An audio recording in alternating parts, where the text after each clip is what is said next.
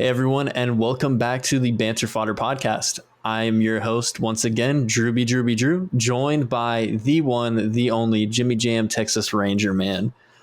Unfortunately, we are not joined by Michael today because he has fallen ill, and we were originally going to record a Dumb and Dumber episode, but we're gonna save that for him because he's like a super mega fan of Dumb and Dumber. So yeah, today we're going to be talking about good old The Evil Dead. Got to make sure you put the in there because there's two different Evil Deads. There's The Evil Dead from Sam Raimi and then Evil Dead in 2013. But yeah, this is one of my all-time favorite movies, especially for horror films. And offline, I already mentioned that to Michael and Jimmy Jam in our group chat that the Evil Dead franchise is probably my favorite horror franchise. I'm a super huge fan of the movies. So I'm really excited to talk about this one. And, you know, it's Spooktember, so what a perfect time. But before we jump in, I just wanted to let you know that we have an awesome discussion group on Facebook. It's just Banter Fodder, a film and TV discussion group. You should go totally check it out because we make posts regarding the next film that we're going to cover, and you can leave your comments on that post and we'll read them off during the episode like we're about to right now. So since we kind of threw up this episode really quickly, we only have... Michael threw up. Yeah, exactly. That's really sad though. Oh, sorry, Michael. We love you. Yeah, I think he actually just threw up out of his butt, but I could be wrong. Anyways, though, we may want to consult him and ask him if he wants that left in. Okay, yeah, true. I think he'll be fine with it.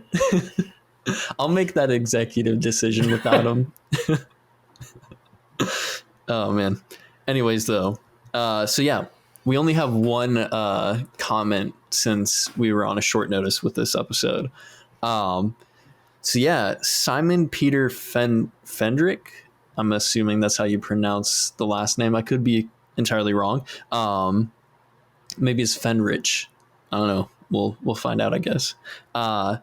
So he said that his favorite part of The Evil Dead is from the first scene to the last part. And, you know, I have to agree with that because this is a banger of a movie. It is top tier horror. So from start to finish, this movie is pretty epic. And, you know, speaking of epic, you can play as Ash Williams in the hit game Fortnite. Okay, now that is epic. That is really epic right there. And then he also said, for another comment, also the part that is Army of Darkness, which is the third installment in the franchise. Very fun movie, but that's a topic for another time. Yeah. Very fun. I prefer the original, but very fun. Same, but I also prefer the second out of all of them. See, same, except that I don't. I prefer the original. Yeah, same except the second for me. Yeah. But yeah, also you should totally follow us on Twitter, and you know, this podcast, you can find it on all of your favorite streaming platforms. So definitely listen to us on wherever you like to listen to podcasts. So yeah, let's jump into the movie. The Evil Dead came out in the 80s by that boy Sam Raimi. And if you've heard of that name, you'd know that he made the greatest MCU film of all time, Multiverse of Madness. I've heard that James is actually a really big fan of this movie. Is that true? Hey, I actually, taken on its own, I do like it. Within the universe, it's not good, but oh yeah. But they let him play around with all his weird Raiminess in it, and all of that's true. Pretty cool. He did direct the greatest Marvel movie ever, though, so there you go. Hey, that's fair, yeah. So yeah, Sam Raimi, you know, he's a pretty big name.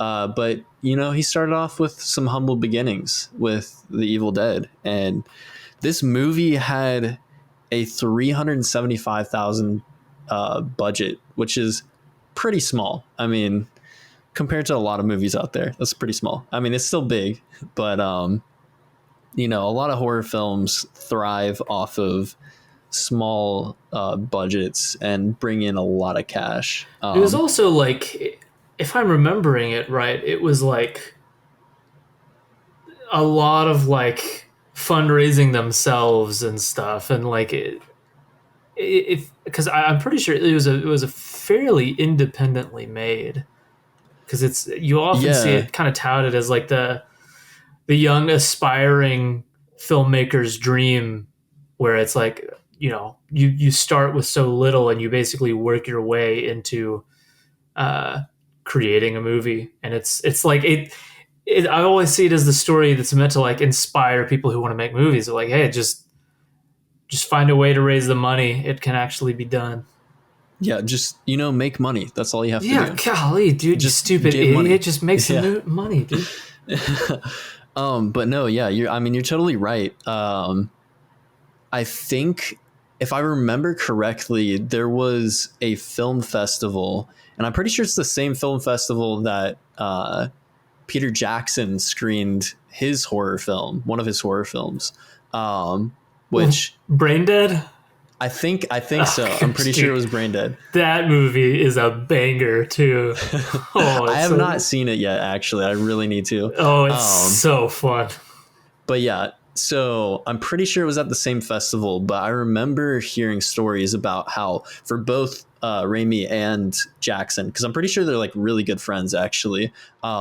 They had a lot of walkouts for both of their movies, which, I mean, obviously I don't know much about Peter Jackson's film, but speaking on The Evil Dead, when it came out, it was pretty intense. And I mean, I even think I'm pretty sure it was like NC-17 when it first released or something like that. I think so. So pretty intense stuff there. But yeah, no, I mean, this is one of those movies, like we were saying before, very like humble beginnings, and very spooky beginnings too. And honestly, it came very close to being lost to time, really, because I think it was actually earlier this year. I got to go see a theatrical showing of Army of Darkness with Bruce Campbell in attendance, and like doing an introduction and a Q&A afterwards and stuff. And apparently, like, Stephen King caught a viewing of it and kind of just made some sort of public comment about really enjoying it. And Bruce Campbell was like, that comment saved our movie. People were like, oh, Stephen King liked this. I'll check it out. And it's like, had he not enjoyed it, I don't know who all would have seen this.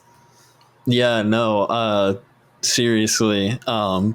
Because I know we're pulling up information from Wikipedia, but if you look for the box office, it's like pretty low, but like there's two different like numbers. And I think there's like multiple like showings or whatever. And yeah, like this is one of those movies that definitely like could have been a huge flop for a lot of reasons. And I mean, like I said before, a lot of people walked out at the film festival that it screened at originally because of how intense it was. But this is one of those movies that really, I mean, it made some really good money, and like it definitely made profit from their original budget. But this is one of those horror films that definitely had like a cult following whenever it first released. But yeah, dude, let's jump into the movie.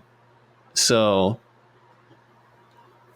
this is like, I honestly, like, this is the ultimate like cabin in the woods kind of horror film. Like I can't really think of any others beforehand that really like made a mark on that like kind of subgenre of horror.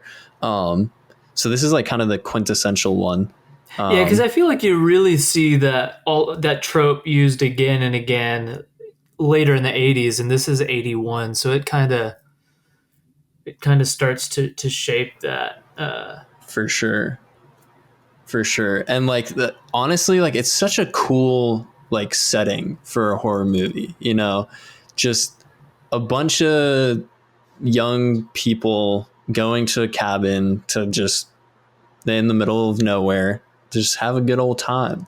And then some spooky stuff happens and it's really scary. And yeah, people die. um, but yeah, like what a, like it's so cool because like it's such a like secluded like location and everything, and it just makes it like that much more terrifying, and it makes uh the situation a lot more dire. um and they just, Sam Raimi just like really plays into that to full effect. Yeah. What's funny, the first time I saw this, it was actually, so I never really watched a whole lot of horror growing up, and then whenever I was 12 years old, I moved into a house right across the street from my aunt and uncle and my cousin, who was a huge film buff. And so I went from not really a whole or a horror film buff, and I went from not really watching horror to going across the street and staying the night and watching scary movies all the time. And like that's when I really started watching scary movies. And he loved Army of Darkness, and that was his favorite of them all. And he really wanted to just get to Army of Darkness, but he's like, we can't skip the first two to get there. And at this point, we had already been through some of the heavy hitters of like horror movies. So I was starting to get a lot more well versed in horror, seen some really scary stuff, and obviously heard of the Evil Dead a lot. It just hadn't seen it yet, and we started. And I'm not gonna lie, I was very worried I was gonna hate this initially because like the camera quality isn't amazing. Uh, the acting is not amazing. I felt like I was except for Bruce Campbell. Except for Bruce great. Campbell, he's just a delight. But like it starts with them in the car, and they're like, maybe it is going to be fun. Yeah, maybe everything will be okay. Yeah, like it's just, like I was like, what is happening? This is, and then there's like some of the like romantic moments between Ash and what is his girlfriend's name? Ashley, or no, he's Ashley. Yeah, he's Ashley. What the heck, dude? Oh, I'm so sorry. Linda. I was like, what is this silly, dumb, low budget movie? I was really scared I was not going to be into it. But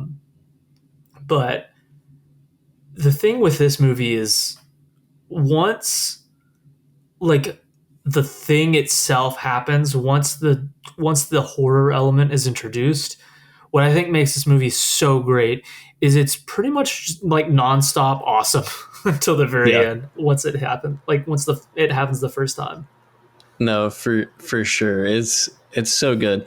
Like speaking of watching it for the first time, a little fun fact about myself: I did not watch horror movies at all until I was like, gosh, like late into my teens, and the technically the first horror movie that I had seen, or I mean, it's two horror movies, is Alien and Aliens. But like outside of that, I had not watched like any scary movies. And The Evil Dead was actually the first one that I watched after both the Alien films. And so maybe that's why I love these movies so much. Maybe I just have like that kind of nostalgic factor to it. But yeah, I freaking love these movies, dude. And like, I have like such fond memories of watching them for the first time. And I surprisingly like fell in love with it like right away. But like, yeah, I definitely get what you mean. Like at first you're like, oh no, this is going to be like one of the Friday the 13th movies and it's going to be really bad. And you're just going to like laugh at it the whole time. But once you actually like get to the cabin and they find the Necronomicon and everything, that's when things start getting spicy. But yeah, like, so one thing that's also really cool about this movie is I feel like it plays with a lot of like horror tropes, and like, yeah, like does like the possession kind of like, or it is like a part of like the kind of possession genre of horror films, but the way that they handle like the demons or whatever in Evil Dead is like much different than you'd see in like any other horror film, and they kind of have their own lore to everything, and it's not like something like The Exorcist or something like that, you know.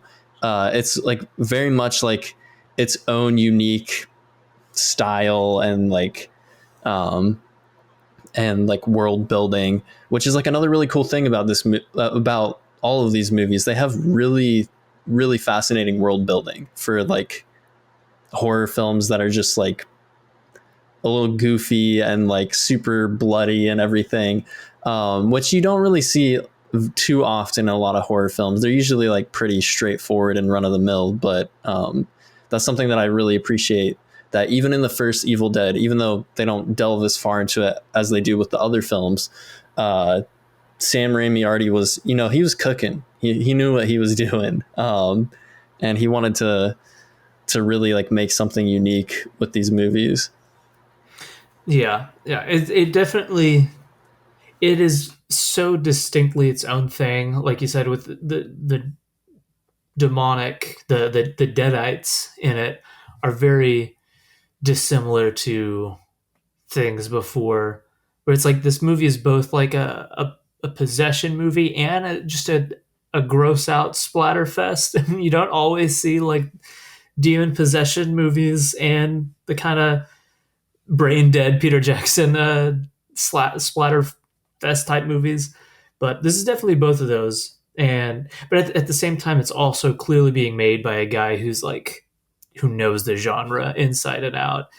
And part of what I love about it is you do feel that inspiration from different aspects of horror in it. Like one of like a moment that I absolutely love, and I watch this movie basically every October, and a moment that I love because it feels so quintessentially like spooky season of like, oh man, that is just such a classic moment. Is, you know, the first little bit of spooky stuff has happened where, um, okay, Linda's the girlfriend. Who is the friend who first gets Cheryl? Whenever Cheryl is like hearing the voices say join us, and then she draws the Necronomicon on her notebook and stuff. Something clearly is going on. But it's whenever they're at the table, the composition, like it's the shot is so cool where you see, I think it's Cheryl's face in the foreground, or maybe it's the who I call the Harrison Ford knockoff, because the guy friend just reminds me of like great Yeah. value Harrison Ford.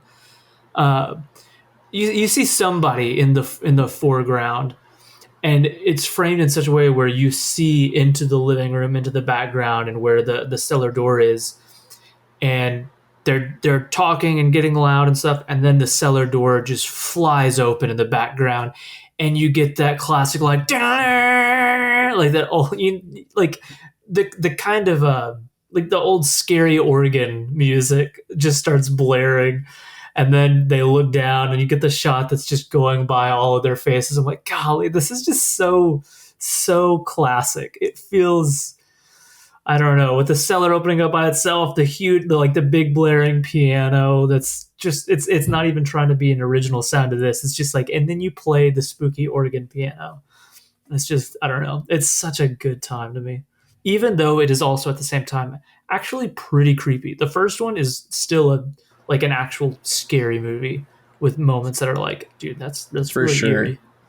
Yeah, and like that's like one thing that's like super unique about this movie. The first Evil Dead is like a full on horror film, and Evil Dead 2 and stuff like that, I guess like that's kind of more of what Sam Raimi originally like wanted to achieve. He just like didn't have the budget and everything to like do that. And while I do prefer like just how like insane Evil Dead 2 is, I love like how creepy the first film is. And I mean, like, don't get me wrong, the second film like definitely has some creepy stuff in it. Like there are some scary moments in it, but it's also like a dark comedy, and there's like a lot of funny and goofy moments in it. That's just like it's so good. But yeah, I love how the first film, like, it is genuinely scary. It is a full on horror film, and yeah, I mean, you're like completely right. Like Sam Raimi, like he knows his stuff. He knows his horror history, and like he's definitely like playing into that. And it's like he's not even trying to say like, oh, I'm copying this from this movie. He's like, nah, this is like what I'm doing. Like I was inspired by these movies, which I love that. I love when filmmakers aren't like trying to like hide their inspirations or whatever. You know, they're just like really blunt about it. But yeah, like to go back to like the cellar door and everything, like everything of them like exploring the cellar and all that is just so iconic. And like this is like one of the most iconic moments in the film, whenever they're exploring and they get the book and everything, and then they like play the recordings, and like, which itself, that the recording scene is like creepy. Dude, yes, the recording scene is so good. And like a really, I guess like the best comparison that I have to it, just because I was like talking to some friends about this game, but there's a game called Phasmophobia, and you're like basically ghost hunters, and the way the game works, the AI in the game can like listen to like certain voice commands that you do, and the ghosts and spirits and stuff will respond to it in game, which is like super creepy, but it's super awesome. But there's a lot of like stuff like that where with like the Evil Dead, where they're like listening to the recordings, and like there's this device, I can't remember what it's called in the game, but you can play it, and it basically lets you hear the ghost's like voice, and so you can like tell the ghost like, hey, like, can you turn on this light? And then it'll say like, no, or like stuff like that. It's really funny. But I mean, like, basically what I was trying to say is like, there's like just this really chilling feeling that you get when you do stuff like that in that game. And that's the kind of feeling that I have when they like first listen to the recording. Like if I was at a cabin in the middle of nowhere and I like found this tape and I was playing it, and like all this like creepy stuff that happens in it like starts happening, and dude, that thing would be destroyed. Like I would go, Yeah, I would leave. I would leave and never go back. I would burn the house down. And we've just been trained to like hear like old Latin incantations and be like, okay, no, I know what's going on there, and I'm done. I'm out of here. Like there's just ancient languages with it. It's like, oh no, man, I don't know why, but this is creepy. Yeah, no, for sure. And especially because, you know, like, I mean, obviously there's people out there who study Latin, but those people are weirdos. No, I'm just kidding.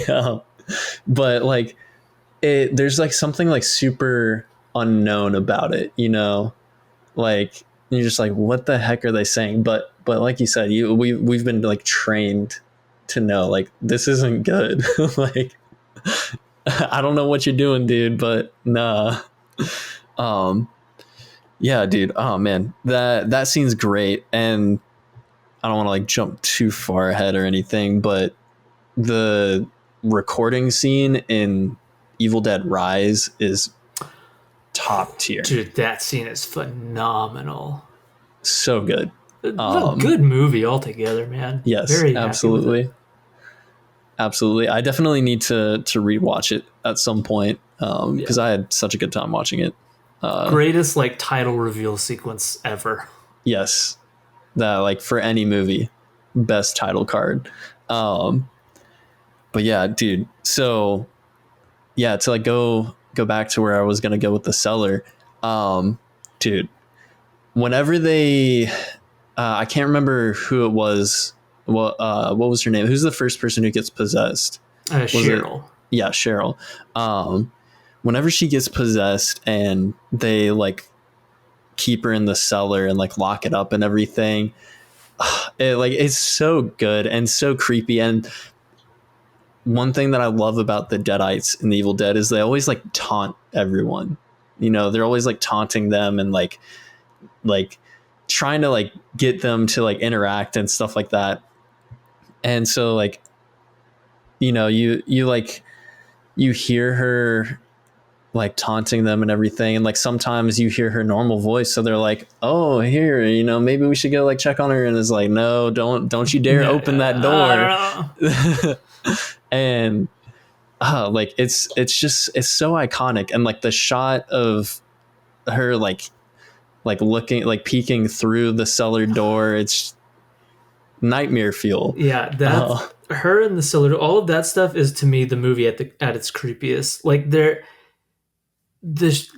shots of just him like walking around the room trying to figure out what to do, and you just always like the camera just keeps the cellar door in frame the whole time. You just hear all the weird like salivating noises and like weird grunting and stuff, and then like all the close-ups where she's like trying to bang it up as far as she can and get her head through. And dude, and then there are really creepy shots like when the camera's kind of in the cellar with her and she is like mostly shrouded in darkness. And so I'm like, gosh dang it, dude, this is a genuine scary movie. It's so creepy. Yeah, every time I rewatch it, I always get reminded how genuinely creepy some of the stuff is, but I love it. And about like, you know, we talked about, to me, like the creepiest part, which is just her, all of the bits of her kind of locked up and wanting to get out. But we can't pass over the way she gets possessed, which is like still, I don't know. Every now and then, I just get the desire to be like, you know, I don't really like fast forwarding movies, but oh, that scene makes me more uncomfortable than anything. Yeah, no. So yeah, we like completely forgot to mention, once the incantation happens, like from the recording and everything, the cabin won't let them leave, or like the Deadite won't let them leave, right? Which that was something I like completely like just glossed over. That all that stuff is really cool, like how like some of them are like trying to like leave and escape, but like the woods are like not letting them leave, like they can't get out of the cabin and everything. There's are a couple of incredible shots during this as well, where this is part of why Evil Dead, the first one, is my favorite of the series, because one, it's true genuine horror, and two, I think it looks the best, where in the scene when they're leaving, and Ash is driving Cheryl, there's one scene where there's one shot where he Ash clearly sees something ahead, so he puts the car in park and he gets out, and you just see him walking towards the camera, and everything is dark except for the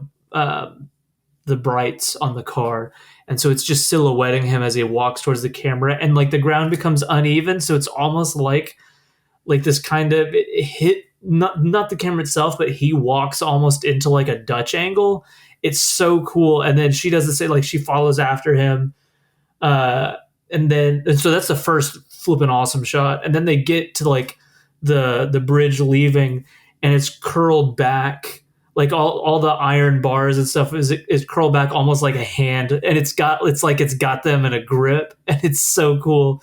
And then the last shot, whenever in that scene that I just find so cool, is when Cheryl is just despairing, she's freaking out, and so she's like on her knees, and he's trying to comfort her, and it's kind of back to everything is dark except for the car lights, which is silhouetting them, and it's all she's freaking out on her knees. He's trying to comfort her, and you just got all of the smoke highlighted by the car lights, kind of whirring in and out. It just looks so cool.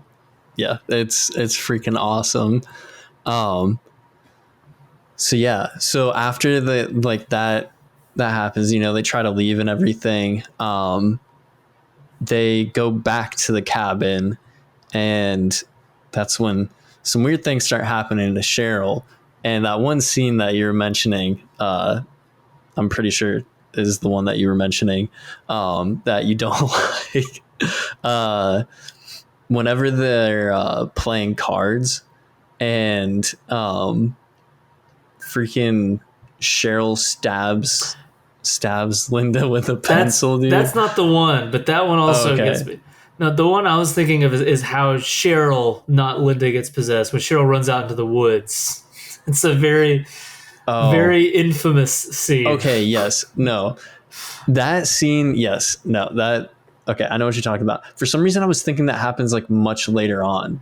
No, that's how Cheryl initially gets... Like, the implication is that, like, it... Yeah. The woods gets it. Yeah, it's... Oof, man. Not a... Yeah, oh. Yeah, they definitely could have not put that in the movie, and I'd be very fine with that. I would have been okay with that edit.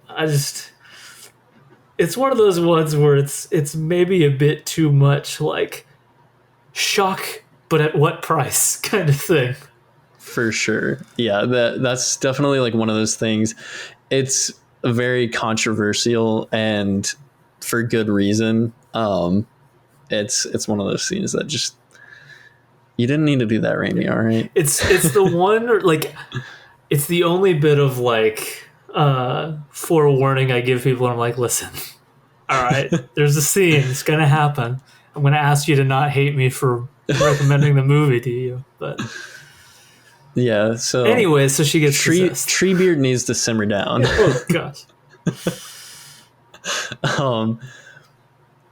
But yeah, that. Yeah, let's just forget about that scene.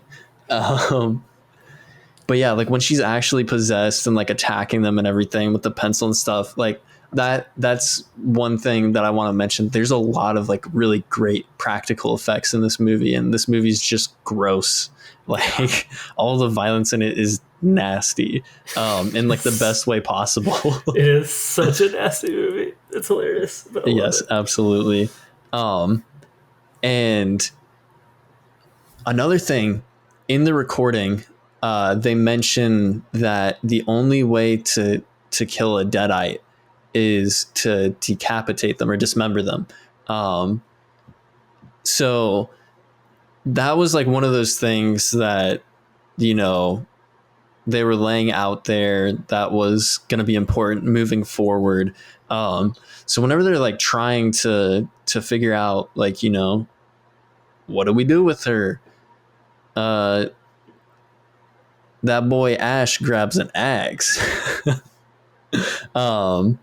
And yeah, things start going down. She starts attacking like all the other group members, and some really nasty violence goes down. And is I could be mixing it up with the second film, but isn't the first one, doesn't she like grab one of them by the leg and like scratches them like really hard or something like that? Yeah, or am I mixing it up with the second film? I think that's this one, because I don't think I'm pretty sure she scratches Scott. That's right. And I think that's kind of like the implication, like that's how he gets possessed, is her drawing blood by scratching him. Yeah, you're right. Which, yeah, that's like some really, again, that's a really interesting thing. It's almost, it kind of like the Deadites are almost kind of like zombies in a way, you know, like they've got that kind of classic trope where it's like, yeah, if they like hurt you, you're going to turn into one of them.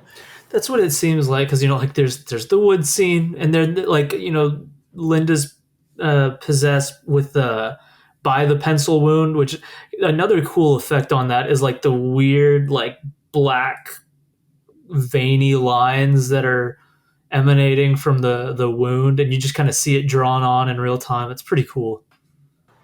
So yeah, they're, you know, fighting Cheryl and everything. And we completely forgot to mention this, but whenever they find the recording and the book and all that, they also find this really creepy dagger. and so discount discount Harrison Ford, he stabs her with the dagger, and they think she dies, but then she comes back to life, and so that's when Ash rolls up and he dismembers her with the axe, which is a super epic scene. Yeah.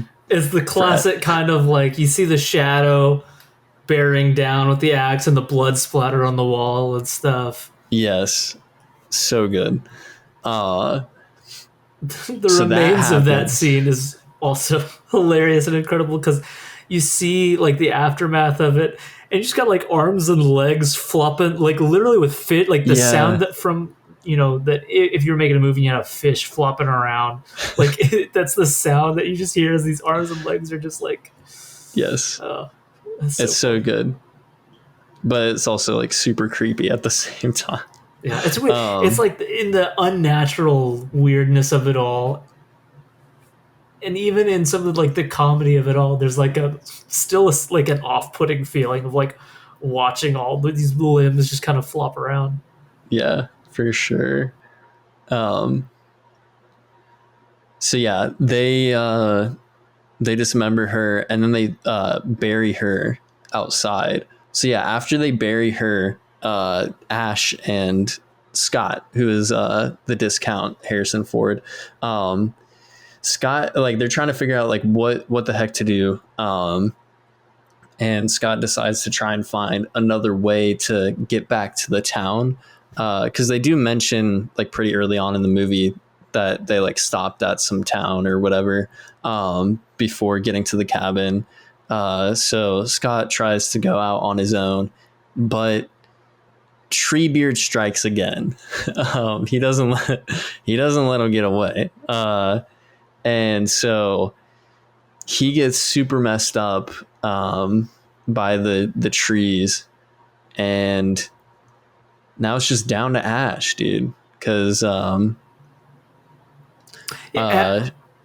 I think I got a bit of information misremembered because the Deadite they kill earlier isn't actually Linda. I think I think at this point Linda is still in the cellar.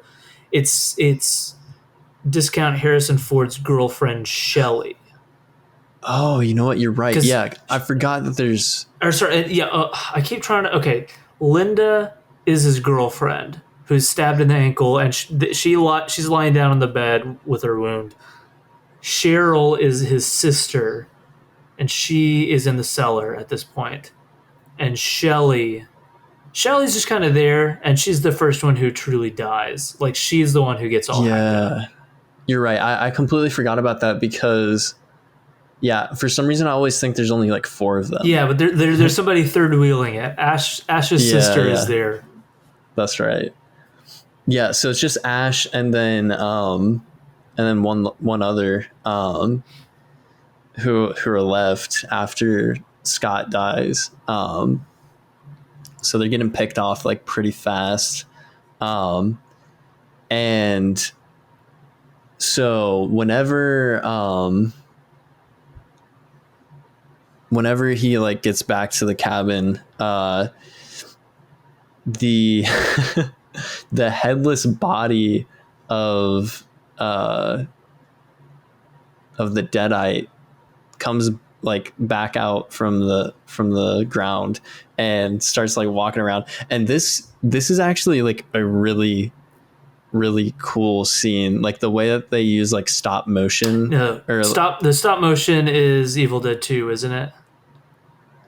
I thought they did it in the first one too. No, am I misremembering? I think stop motion is just in Evil Dead 2.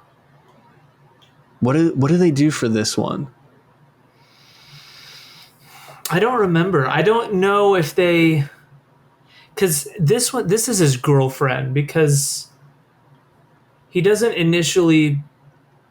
Oh, okay, yeah, no, stop motion is in 2 because I don't think after he decapitates his girlfriend in this one, that's the end of her. Because you know what, you're right. He's not able to dismember her because she's doing the whole like Ash, it's me kind of thing. Like he just tries to bury her, And then you have the scene of her reanimating into the deadite, and he decapitates Okay. her with the shovel. Yeah. And then it's the part where the body falls on him, and it's the classic, like a character in a horror movie is getting drenched in blood, and for some reason they have their mouth open the whole time, and you're like, ugh. So yeah, but he decapitates her, and I think that's the end of her in this one, Okay. You're because right. You're then right. yeah, Evil Dead 2 does like the 10-minute recap of the first one, and then when it Yeah. picks up new, then it's like, oh, now look, the girlfriend is coming back stop motion, which is a really cool scene. He kills he like finally kills Linda outside, comes back inside, and you see that the cellar door is kind of like the chain has been broken off of it, and like the wood part is taken up. So she's out, because this part is like one of the scarier scenes, if I'm remembering right. Like, because I watched it, I watched this movie a few times by myself, and I remember that there was a big gap between that first time I watched it with my cousin and then watching it again as an adult. And when I was watching it as an adult, like by myself, I distinctly remember this part of him coming back in and he knows she's out, and you just have this long, silent part of the movie where he's just kind of looking around trying to find out where she's at. And it's pretty creepy. Yeah, that's right. And that's whenever he finds the shotgun, I'm pretty sure. Um which or the boomstick eventually. But yeah, so he finds a shotgun. Um yeah, he actually ends up like blasting Cheryl with the shotgun. Yeah, like right in the face. Yeah. It's pretty great. And it's epic. For epic Fortnite gamers. And then Scott, because like Scott died, right? But The body's just kind of been laying there the whole time. yeah, it's just been laying there. He didn't decapitate it. So Scott comes back to life as a deadite, and Scott tries attacking Ash as well. And this is whenever the Necronomicon is like knocked into the fire, or it's knocked into the fireplace. And so, oh man, I'm just remembering that like this scene that comes up is like super nasty, but Ash does like the classic shoving his thumbs into the eyes of, and Raimi loves it. Oh, Scott, yes, he loves that stuff, and it's super nasty. Crazy practical effects. But yeah, so that happens, and it's gross, but super cool. Yeah. And then Ash decides to try and burn the Necronomicon, and so. Oh, and what's crazy is like all of this is kind of, it's one big long extended sequence, and that's kind of like what I was talking about earlier. With once this movie gets going with the cellar door bursting open in the back, you've got all of these individual incidents, but they end up, you hit a point to where you're just kind of like, you're in the finale and you're just there for a while, because everything, it's just this constant barrage of, they kill Shelly, Scott tries to leave, Ash has to fight Linda, and then from that point on, whenever he decapitates Linda, he comes back in, has the whole thing with Cheryl where he gets her outside, blasts with a shotgun, has to immediately turn around and fight Scott, gouges out his eyes. Immediately once that's done, Linda is back inside, and like at this point, especially like once Linda's back inside, we're fully on to like this last kind of confrontation action sequence. Yes. So it's just like, it's this endless like nonstop barrage of really iconic and fun and nasty and creepy scenes. Oh yeah, absolutely. But yeah, like, so as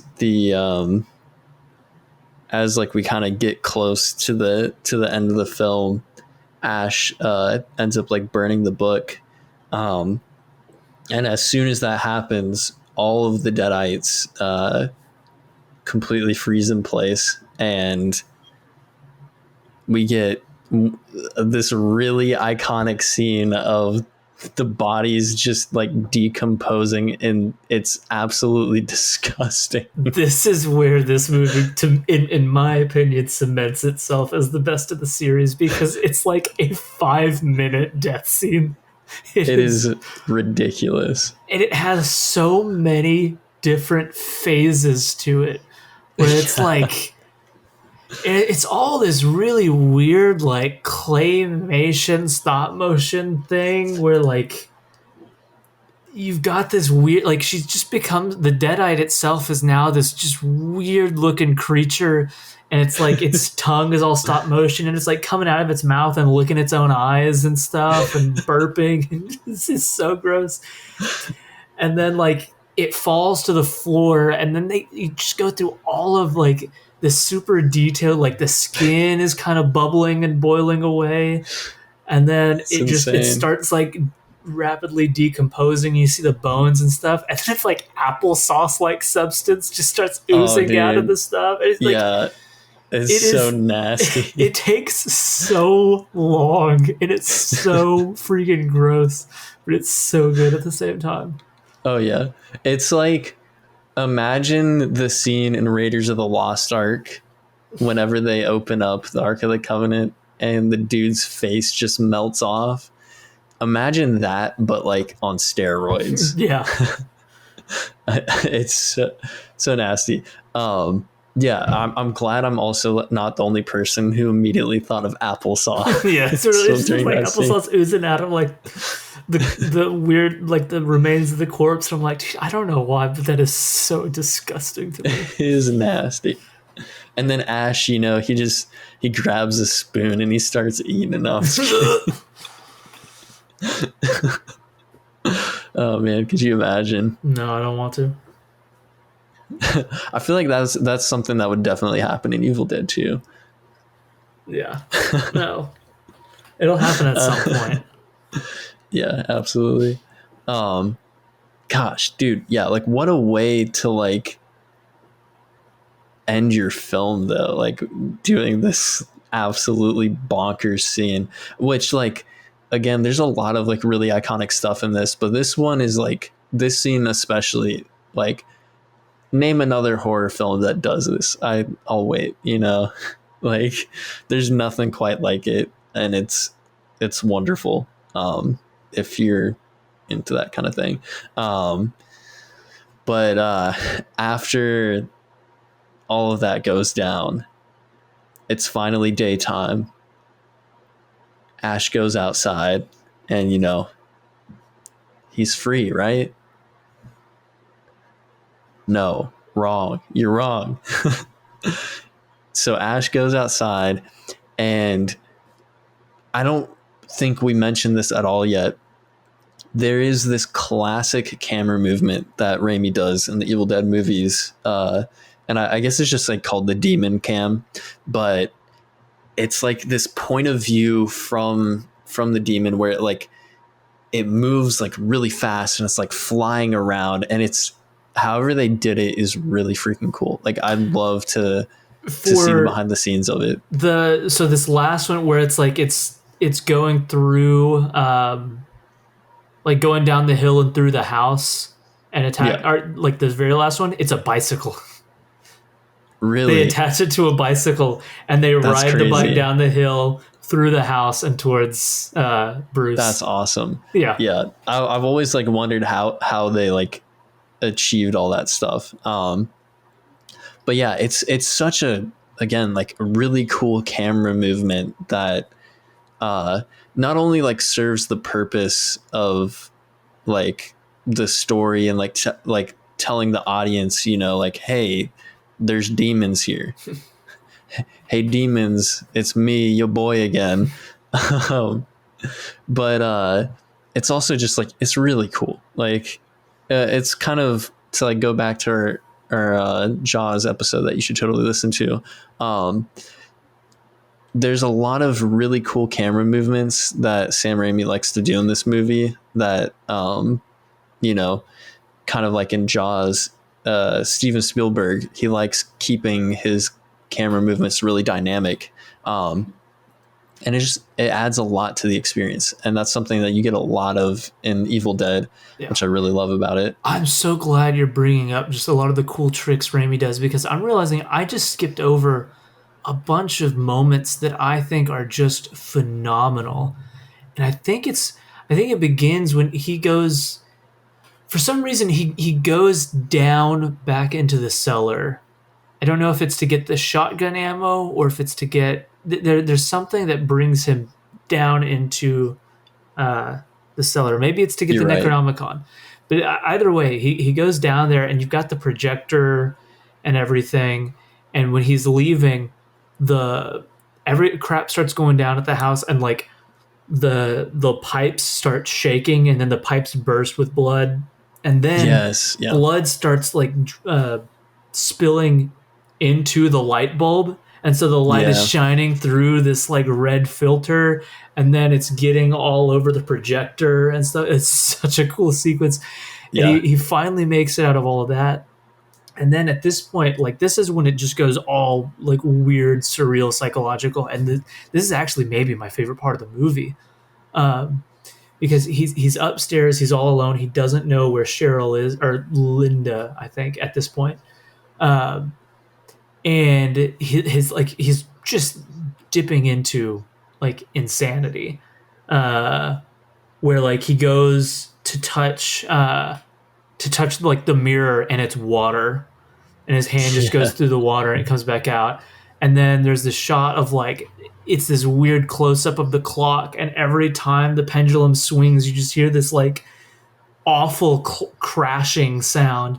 And then there's this like I don't know why it sticks out so much to me every time, but it's such a cool weird shot where it's a top down view that's following him around the living room, and it's in kind of the seal, or like it's above the rafters, and so as it's like following him, every time a rafter passes in front of the camera, you just hear this like wobble, wobble, like weird Mm-hmm. distortion sound. And so like at this point, all of the editing and stuff, it's just like it's done in such a way to like make you realize that he's kind of lost at this point. His sanity is just gone. Like the clock, the weird rafters, the mirror stuff. It's just a series of super cool like just tricks that Raimi's using. Uh, Man, it's so neat to me. Yeah. Like the fact that Sam Raimi has such a low budget, and like he was able to I think it like just really like forced him to be as creative as possible. Because like just the stuff that he achieved in this movie is insane. Like all those like different like effects that they did is just super creative and like weird, and like who like would have thought of like doing that stuff, like it's super insane. um and again, like that's what like really makes a lot of the movie super iconic. I actually, it was 2 years ago now, I saw it in theaters, which was awesome. And before the movie started, they played like this, I want to say it was like maybe like a 15-minute thing of like Bruce Campbell talking about like the behind the scenes of the movie and everything.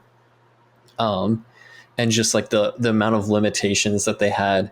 And there's actually like a scene in the movie um where you can slightly see like one of the overhead lights like above the house.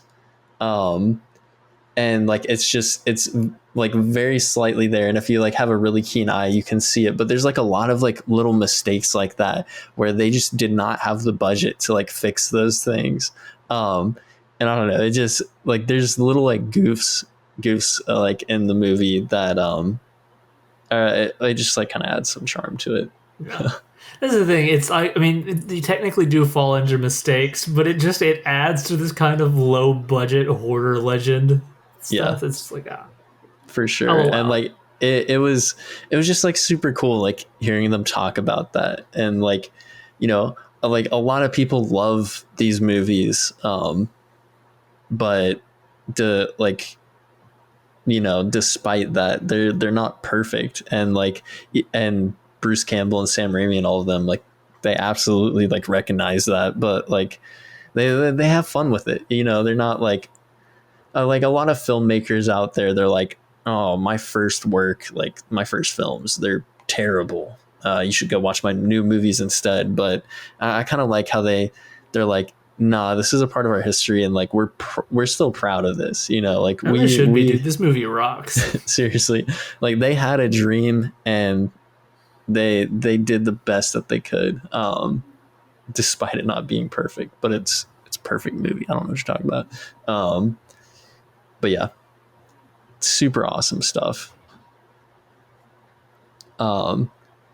But yeah, so the movie ends with the really cool demon cam, and it flies up to Ash, and then he screams, and that's it. The credits roll. That's the movie, which is like such a cool, crazy way to end the movie, because you think that Ash gets out, like he's the sole survivor, and he's made it to the day, and it ends like that, and it ends like on a huge cliffhanger, which at the time I don't think they thought that they were going to be able to get a sequel. But they definitely like set it up to where they could continue the franchise, and the franchise they did continue, and more than they ever would have imagined. And you know what? Exactly. And it's still going today. Yeah, and honestly, I don't dislike any of the entries. Yeah, no, I agree with that.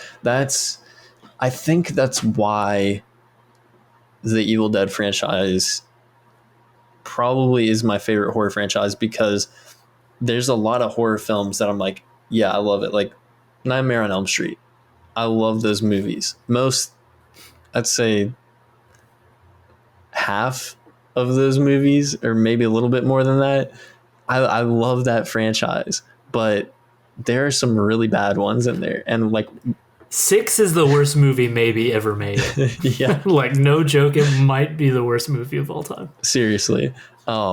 Which, yeah, like obviously a lot of the movies that we've been talking about so far are like really great movies, and The Evil Dead is really great. But you know, we're going to talk about some bad movies real quick. But yeah, like Nightmare on Elm Street, Halloween. I love the first Halloween. I liked the second Halloween movie. I haven't seen a lot of other Halloween movies. I've seen the reboot trilogy, which one of them I liked, and the other two are really, really bad. Halloween Ends is also another movie that I consider one of the worst movies I've ever seen. I want to forget about it, which I've forgotten about most of it, but I still have that memory of watching it. But that's the way it goes with like a lot of these horror franchises. You've got one great entry, and then the rest are terrible. But The Evil Dead really stands out because you've got this great first one, and what I consider a great sequel. And even though it's like very different, like I love it, and the franchise kind of takes that shift moving forward. After that, with like the Army of Darkness, which not my favorite in the franchise, but I still kind of love it, and it's a really fun movie. So weird, I love it. Seriously. And like, fun fact again, Peter Jackson, huge Raimi fan. He pulled a lot of inspiration from Army of Darkness for the Lord of the Rings trilogy. There's no way you can watch The Two Towers and watch the Battle of Helm's Deep and not think of Army of Darkness. Exactly. It's really cool stuff, actually. But yeah, and then, you know, even Evil Dead 2013, again, not my favorite, but it's really solid. Like, I forgot how nasty that one is too. Yeah. Ooh, that one is definitely, I want to say it's probably the nastiest in terms of its gore, but at the same time, Evil Dead Rise has some really gnarly scenes. It's the nastiest in terms of like the other stuff is nasty and funny and wild and bonkers. That one I'm just like, oh gosh, dude, this hurts. Oh gosh. Yeah. Like There's when that the electric, like the electric bread knife thingy. oh yeah. Holy dude. Whew. And then there's also the one scene with oh man, with the needle. Oh, Like, no, man. dude, that movie is gross. That movie hurts. It seriously is. Which again, crazy practical effects. All of these movies have really good practical effects. But yeah, that's what really makes the Evil Dead stand out to me. Despite some of their entries not being as great as the first two, they're all like good, and they're all super fun and entertaining, and some of them are really scary and some of them are really goofy, and we love both of those things. So yeah, I don't know, that's maybe I'm just like, built different, but that's why I think that the Evil Dead is the best horror franchise out there, because it's consistent, even though it's kind of not at the same time. But in terms of quality, it is definitely consistent. So yeah, any final thoughts, Jimmy Jam? No, I think this movie in particular is just, it's the best version of like the low budget group of friends getting together to make a horror movie. I think it's the best one of those that was ever made. And I think it's so fun and it's so inventive. He's so creative in what he does, whether it's like small things like putting in a warbling sound in the edit, or the crashing sounds with the clock, and all of the crazy amount of time that I'm sure went into like all the weird stop motion stuff they do. It's just it feels ceaselessly innovative and inventive and fun and creative. And all of that on top of just an incredible sense of charm. Like, it is such a, despite being so gross, it's such a quaint little movie too. Just Bruce Campbell is like at his most wholesome in this one. Seriously, Bruce Campbell is so good. Like, every single time I see that man in a movie, especially Sky High. Oh, dude, now we're talking cinema. Yes, sir. I freaking love Sky High. Throwing it on the list for movies we need to cover. You may know me as Sonic Boom. You may not. What a movie, dude.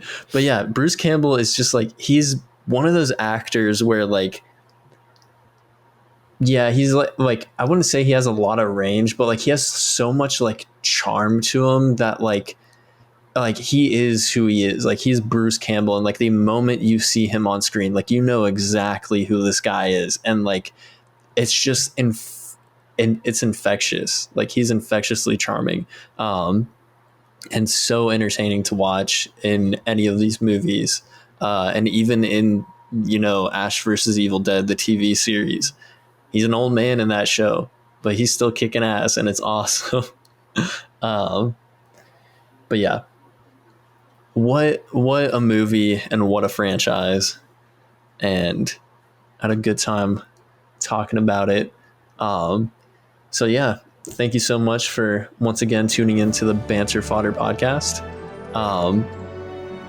Be sure to support your local theaters, stay hydrated, and also go watch some spooky movies. It's Spooktember, and Spooktober is on the horizon.